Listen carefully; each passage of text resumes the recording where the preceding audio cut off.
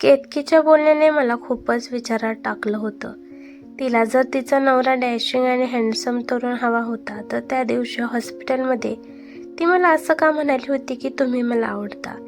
तिचं जर माझ्यावर प्रेम नव्हतं तर तिने माझ्याशी लग्नाचा हट्ट का धरला.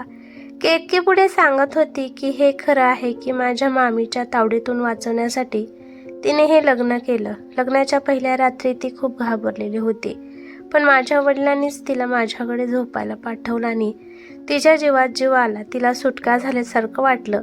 मी मात्र केतकीवर खरं प्रेम करत होतो, पण त्या दोघींचं पुढचं बोलणं माझ्यासाठी धक्कादायक होतं. विद्या केतकीला सांगत होती की शिक्षण पूर्ण होईपर्यंत तू इथे राहशील आणि तुमचं लग्न फक्त कायदेपत्री असेल. तुमच्यात कोणतेही शारीरिक संबंध निर्माण होणार नाहीत. मी तिला वचन दिले, तू काहीही माग, मी तुला ते देईल. ती माझी एकुलती एक लाडकी मुलगी होती आणि मी तिला नाराज करू शकत नव्हतो.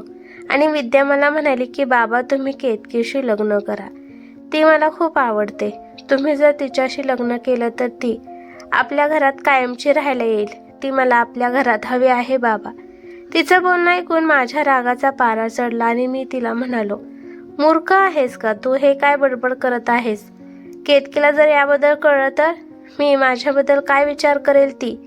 खबरदार जर यापुढे हा विषय काढला.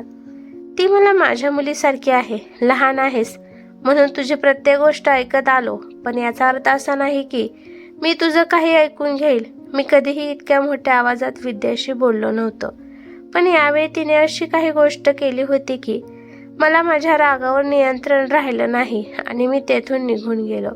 मला वाटलं काही दिवसात विद्या हा विषय सोडून देईल, परंतु तिने तिचा हट्ट सोडला नाही. विद्याने आता अन्न पाणी सोडलं. 2-4 दिवसात ती फार मरगळल्यासारखी झाली होती. मी तिच्याजवळ गेलो आणि तिला जेवण करण्यासाठी सांगू लागलो. तेव्हा ती म्हणाली, आधी सांगा की तुम्ही लग्न कराल का. मी म्हणालो, विद्या ज्या गोष्टी शक्य नाहीत त्या न बोललेल्याच बऱ्या. 4 दिवसातच माझ्या मुलीचा चेहरा फार सुकला होता आणि ती बेशुद्ध होऊन पडली. या 4 दिवसात केतकी सुद्धा आमच्या घरी आली नव्हती. मी विद्याला हॉस्पिटलमध्ये नेलं. शुद्धीत नव्हती तरी सुद्धा ती केतकीचं नाव घेत होती. शेवटी नाईलाजाने मी तिला फोन लावला. विद्या आजारी आहे हे कळताच केतकी धावतच हॉस्पिटलमध्ये आली आणि तिच्यासमोर उभी राहून म्हणाली, विद्या काय झालं आहे तुला. अगं सगळे किती काळजीत आहेत. विद्या म्हणाली, माझे बाबा माझं काहीच ऐकत नाही. ते माझी एक इच्छा सुद्धा पूर्ण करू शकत नाही. त्या घरात मी खूप एकटी आहे. केतकी म्हणाली, असं काय मागितलं तू तुझ्या बाबांकडे. विद्या म्हणाली, मी त्यांना म्हणाले की त्यांना तुझ्याशी लग्न करावं म्हणून. मला तर विश्वासच बसत नव्हता की विद्या डायरेक्ट असं केतकीशी बोलेल. काही दोष नसताना मला खूप लाज वाटत होती. ती कसं काय काहीही विचार न करता केतकीशी बोलली. मी खोलीतून बाहेर आलो आणि खिशातून सिगारेट काढून आभाळाकडे बघत सिगारेट पिऊ लागलो. मला सिगारेटचं व्यसन वगैरे नव्हतं, परंतु जेव्हा खूप त्रास, टेन्शन किंवा भीती वाटायची तेव्हा मी सिगारेट ओढायचो. थोड्या वेळाने केतकी माझ्याजवळ आली. मी तिच्याकडे बघणं टाळत होतो. माझ्या मुलीच्या कृत्यामुळे आज मला माझीच लाज वाटत होती. मी केतकीपासून नजर चोरत तिला म्हणालो, विद्या अल्लड आहे, बिना आईची पोर आहे म्हणून काही बोलत आहे. तिचं बोलणं जास्त मनावर घ्यायची गरज नाही. मी तिला समजावेन, तू मात्र गैरसमज करून घेऊ नकोस. तू मला माझ्या मुलीसारखी आहेस. तेव्हा केतकी म्हणाली, मी तुमच्या मुलीसारखी आहे पण मुलगी नाही. जीत प्लीज माझ्याशी लग्न करता का, मला तुम्ही खूप आवडता. तिचं हे बोलणं ऐकून मला धक्का बसला. तू असं कसं काय बोलू शकतेस. मी चक्रावलो होतो. कालपर्यंत मला काका म्हणणारी ही मुलगी आज सरळ माझ्या नावाने मला हाक मारत होती. मी म्हणालो, तू माझ्या मुलीच्या वयाच्या आहेस. मी तुझ्यापेक्षा वयाने कितीतरी मोठा आहे. हे जर तुझ्या मामांना कळलं तर माझी किती बदनामी होईल. त्यांच्या नजरेत माझी काय इज्जत राहील. मी असं कुठलंही काम करणार नाही ज्यामुळे समाजात माझी इज्जत राहणार नाही. ती म्हणाली, मामांची काळजी तुम्ही नका करू, तुम्ही फक्त माझ्याशी लग्न करा. मी म्हणालो, हे कधीही शक्य नाही आणि यापुढे तू आमच्या घरी यायचं नाहीस. ती घरी गेली. विद्यालाही आता बरं वाटत होतं. संध्याकाळी मी तिला घेऊन घरी आलो तेव्हा ती म्हणाली, बाबा, केतकीला सुद्धा काही हरकत नाही, मग तुम्हीच का तिच्याशी लग्न करायला नकार देत आहात? मी दोन्ही हात तिच्या समोर जोडले आणि म्हणालो, विद्या, या वयात लग्न करायची मला गरजही नाही आणि माझी इच्छाही नाही. कृपा कर आणि तू हा विषय थांबव. विद्या आणि केतकी दोघेही माझं ऐकत नाहीत म्हटल्यावर मी केतकीच्या मामाकडे गेलो आणि त्यांच्या कानावर हा विषय घातला. तेव्हा ते म्हणाले, तुम्ही एक चांगला माणूस आहात आणि तुम्ही केतकीशी लग्न केलं तर मला काहीच हरकत नाही. आता त्यांचं हे बोलणं ऐकून माझ्या पायाखालची जमीन सरकली. मी तिच्या वडिलांच्या वयाचा होतो आणि तरीही तिचा मामा तिचं लग्न माझ्याशी लावून द्यायला तयार होता. तिचा मामा म्हणाला, माझी बायको केतकीचं लग्न तिच्या भावासोबत लावून द्यायला निघाली आहे. तिचा भाव दारोडा आहे आणि तो कायम दारू पिऊन रस्त्यावर फिरत असतो. तो तिला काय सुखी ठेवणार? त्यापेक्षा तुम्ही खूप चांगले आहात. केतकी हुशार आहे, समजदार आहे, सुंदर आहे. तिच्यासारख्या मुलीचं आयुष्य तुमच्याशी लग्न करून नक्कीच सुखी होईल. तुमच्याशी आता माझा नाईलाज झाला आणि काही दिवसातच माझं आणि केतकीचं लग्न झालं. आता विद्या खूप खुश होती. केतकी माझ्या रूममध्ये माझ्या पलंगावर माझी वाट पाहत बसली होती. मी मात्र तिकडे जायचं टाळत होतो. स्टडी रूममध्ये बसलो होतो. आज मी 5-6 सिगारेट ओढल्या होत्या. त्या मुलीबद्दल माझ्या मनात कोणतीच भावना नव्हती. तिने हट्टाने माझ्याशी लग्न केलं आहे. तिला कोणत्याही तिच्या वयाचा सुंदर मुलगा नवरा म्हणून मिळाला असता, मग तिने माझ्याशी का लग्न केलं असेल?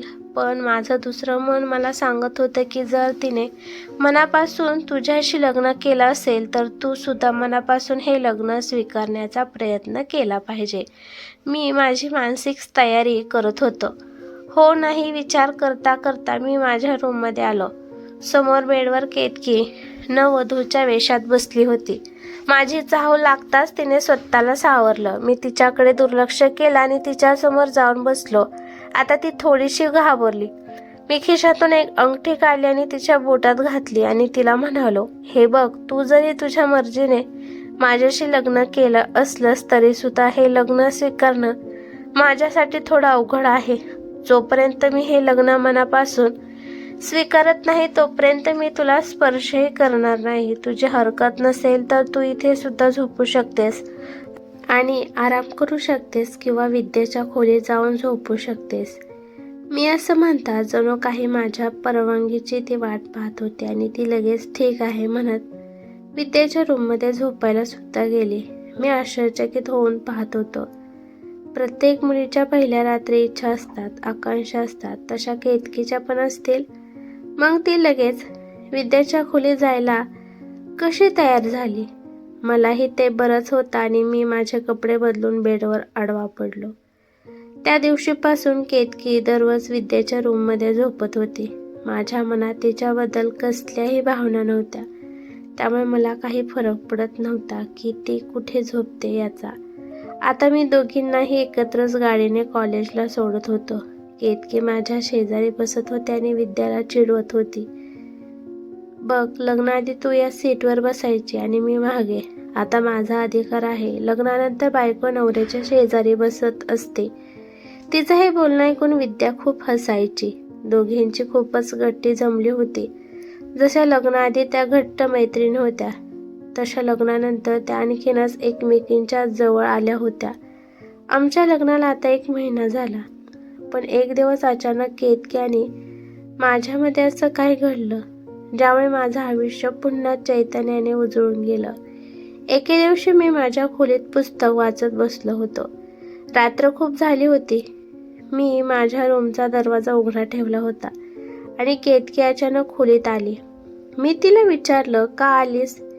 तेव्हा ती म्हणाली, परीक्षा संपल्या आहेत आणि आता अभ्यासही नाही, मग झोपही येत नाही.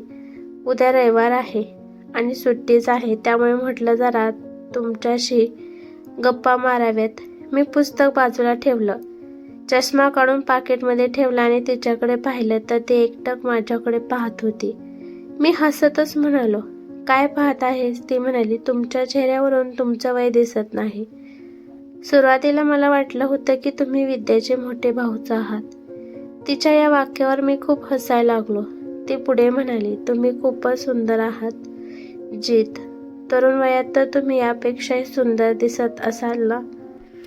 हसताना तुमच्या गालावरची खळ खूपच छान दिसतो आणि तुमचे काळे डोळे कोणालाही प्रेमात पाडू शकतात. तेव्हा मी तिला अडवलं आणि मागे जाऊन बसायला सांगितले, पण ती अजूनही तिथेच बसली होती.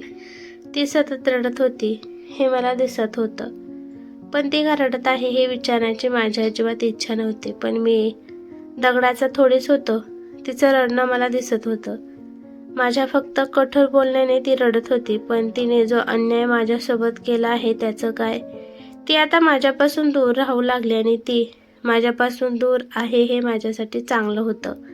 माझी मनस्थिती आता ठीक राहत नव्हती. मी सतत चिडचिड करायचो. ऑफिसमधल्या वर्करवर छोट्या छोट्या कारणासाठी चिडायचो. माझं मलाच आश्चर्य वाटत होतं की असं का होत आहे. तिच्या प्रेमाने मला वेडे केले होते आणि जे काही मी ऐकलं होतं ते ऐकून आता माझा तिच्यावरचा विश्वास उडाला होता आणि म्हणून ही सगळी चिडचिड चालू होती. कारण मी मनापासून तिला स्वीकारलं होतं. कितीही कठोर वागलो तरी माझं मन तिच्याकडे धाव घ्यायचं आणि तीही माझ्याकडे एकटक पाहायची. आता काळ बराच पुढे गेला होता. दोघींचे शिक्षण पूर्ण झाले आणि मी माझ्या मित्राच्या मुलाचं विद्याला स्थळ आलं. काही दिवसातच विद्याचं लग्न झालं. ती केतकीला मिठी मारून खूप रडली. केतकीही खूप रडली. आता पूर्ण घरात मी आणि केतकी दोघेच राहिलो होतो आणि माझ्या कठीण परीक्षेचा काळ सुरू झाला होता. ज्या दिवशी विद्याची पाठवणी झाली त्या दिवशी मी केतकीला म्हणालो की मला तुझ्यासोबत काहीतरी बोलायचं आहे महत्त्वाचे. ती थोडी थकलेली दिसत होती. डायनिंग टेबलवरच्या खुर्चीवरती शांतपणे बसली आणि मीही तिच्या समोरच्या खुर्चीवर बसलो.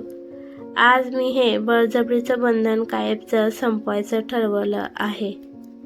त्या दिवशी विद्या केतकीला म्हणत होती की केतकी, तू माझ्या बाबांशी लग्न तुझ्या मामीच्या भावापासून स्वतःला वाचवण्यासाठी केलं हो ना. पण बाबा तुझ्यापेक्षा वयाने खूप मोठे आहेत आणि तुझी इच्छा असेल ना की तुलाही तुझ्याच वयाचा जोडीदार मिळावा म्हणून. असं बोलून विद्या गप्प झाली आणि केतकी हसली आणि म्हणाली, विद्या, मलाही असंच वाटतं की माझा नवरा डॅशिंग आणि हँडसम असावा. साहजिकच माझी इच्छा आहे की तुझे वडील माझ्यापेक्षा चांगले दिसावेत. ते माझ्यापेक्षा वयाने किती मोठे आहेत. केतकीच्या बोलण्याने मला खोल विचारात टाकले होते. तिला जर तिचा नवरा डॅशिंग आणि हँडसम हवा होता तर त्या दिवशी हॉस्पिटलमध्ये ती मला असं का म्हणाली की तुम्ही मला आवडता. तिचं जर माझ्यावर प्रेम नव्हतं तर का तिने माझ्याशी लग्नाचा हट्ट केला. केतकी पुढे सांगत होती की हे खरं आहे की मामीच्या तावडीतून वाचवण्यासाठी मी हे लग्न केलं. लग्नाच्या पहिल्या रात्री तर मी खूप घाबरले होते, पण तुझ्या वडिलांनीच मला तुझ्याकडे पाठवलं आणि माझ्या जीवात जीव आला आणि माझी सुटका झाली. मी तर केतकीवर खरं प्रेम करत होतो, पण त्या दोघींचं पुढचं बोलणं असं होतं. विद्या म्हणत होती, शिक्षण पूर्ण होईपर्यंत तू इथे राहशील आणि तुम्हा दोघांचे लग्न फक्त कागदपत्रे असेल. शारीरिक संबंध तुमच्यात निर्माण होणार नाही आणि शिक्षण पूर्ण झाल्यावर मी माझ्या बाबांना तुला सोडायला सांगेन कसेही करून. माझे बाबा माझ्या शब्दाच्या बाहेर जाणार नाहीत आणि मग तुझ्या वयाच्या मुलासोबत लग्न तू करू शकतेस. विद्याने केतकीसोबतच्या मैत्रीसाठी माझी खडतर परीक्षा घेतली होती. माझ्या भावनांचा मजाक बनवला होता. केतकीच्या पुढच्या विधानाने तर मी पूर्ण उद्ध्वस्त झालो होतो. ती म्हणाली की एक तरुण हँडसम मुलगा आहे माझ्या बघण्यात. माझं त्याच्यावर प्रेम आहे असं वाटत आहे की त्याचंही माझ्यावर प्रेम आहे आणि लवकरच आम्ही दोघे लग्न करू. विद्याने तिला खूप विचारलं की मला तरी सांग ना कोण आहे तो, पण केतकीने त्यावेळी उत्तर द्यायचं टाळलं. आता नाही, नंतर वेळ आल्यावर सांगेन असं ती म्हणाली. त्या दोघांचं संभाषण ऐकून माझ्या हातातले गजरे तिथल्या तिथं पडले आणि मी माझ्या खोलीत निघून आलो होतो. त्याचवेळी मी निर्णय घेतला होता की विद्याच्या लग्नानंतर केतकीला मोकळं करायचं आणि मी स्वतः संभाषण सुरू केलं. मी तिला म्हणालो, तुला कोणता मुलगा आवडतो ते मला सांग. त्याला मला भेटायला सांग.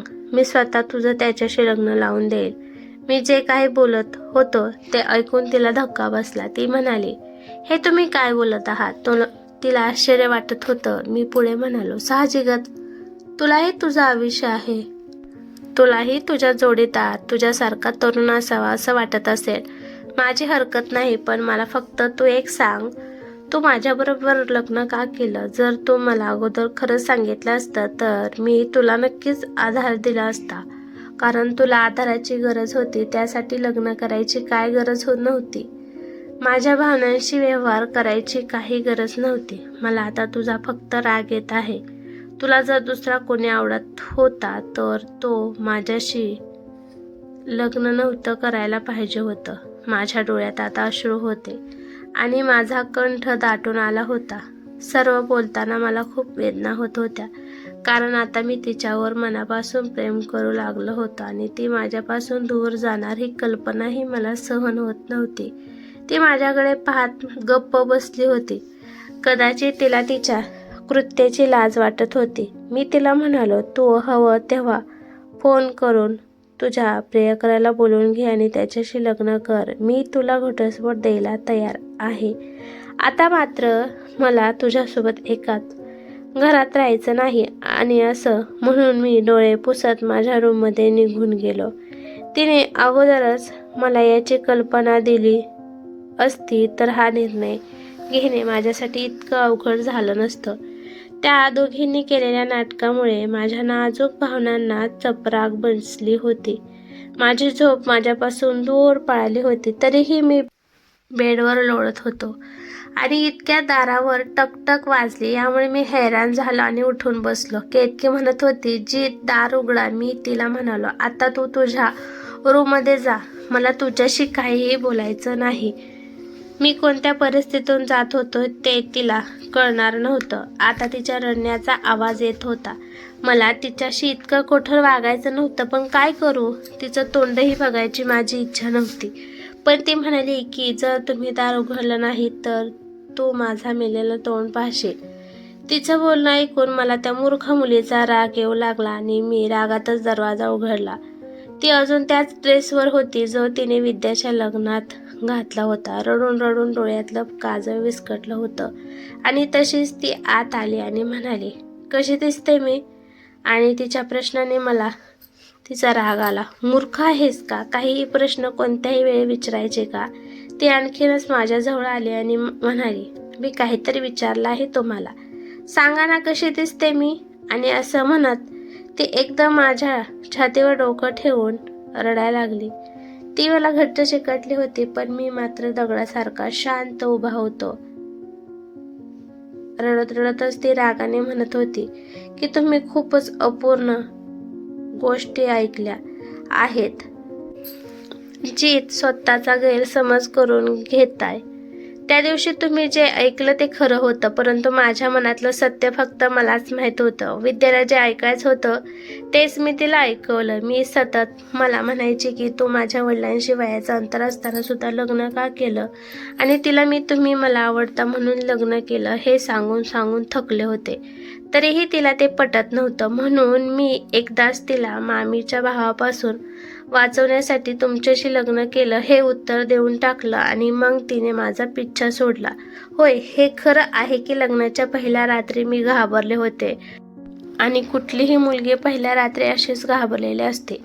पण त्यानंतर मी अजूनच तुमच्या प्रेमात पडलो. तुम्ही सगळे माझ्याकडे पाहावं, माझी स्तुती करावी म्हणून मी धडपडत होते. पण लग्नाला महिना झाला तरी तुम्ही माझ्या बाबतीत बेफिकर होता. म्हणून मग मीच केतकीच्या दिशेने पाऊल टाकले आणि त्या रात्री तुमच्याशी गप्पा मारण्याचा बहाणा करून खोलीत आले. मुद्दाम तुमच्याजवळ झोपी गेले. मला माझा हक्क हवा होता. लग्न न होता बिनधास्तपणे एकटं राहणं वेगळं असतं, जशी विद्या रडत होती. पण माझा नवरा असता नाही. मी विद्याजवळ झोपत होते आणि तीच गोष्टी मला अस्वस्थ करत होती. मला तुमच्याकडून पत्नीचा दर्जा आणि सुख हवं होतं, पण मला हे तुम्हाला स्वतः सांगायचं नव्हतं. प्रत्येक मुलीच्या पहिल्या रात्रीच्या काही इच्छा असतात. मुलीची अपेक्षा असते की तिच्या नवऱ्याने हे पहिलं पाऊल उचलावं, पण तुमच्याकडून तसं काहीच मला दिसत नव्हतं. पावसाच्या बहाण्याने मी तुमच्याजवळ आली. माझी ती इच्छा पूर्ण होणार होती, पण विद्याच्या येण्याने ती आजपर्यंत अपूर्ण राहिली. तुम्ही माझ्याकडे एकदा पाहावं, माझं कौतुक करावं म्हणून धडपडणं हे प्रेम नाही तर काय आहे? पण तुम्हाला हे कसं कळणार? बहुतेक तुम्ही दगडाचे बनलेले आहात. ती माझ्या शेजारी बसून अशी तक्रार करत होती. आमच्यात गैरसमज निर्माण झाले होते. खरं तर तिची तक्रार बरोबर होती. मी तिच्या दिशेने पहिले पाऊल टाकायला हवं होतं. ती माझी चूक होती. मी तिचे गोबरे गाल दोन्ही हातात धरले आणि तिच्या कपाळावर चुंबन घेतलं आणि तिला छातीशी घट्ट पकडले आणि तिला म्हणालो, तू खूप खूप सुंदर दिसत आहेस. आणि रडत रडत ती हसली. माझ्या हृदयाचे ठोके जोरजोरात ऐकू येत होते. त्यासोबतही तिच्याशी हृदयाच्या ठोक्यांचा आवाज स्पष्ट ऐकू येत होता आणि मी तिच्या हक्काचं सगळं सुख तिला दिलं. कथा आवडली असेल तर एक लाईक नक्की करा आणि चॅनेलला सबस्क्राईब करा. धन्यवाद.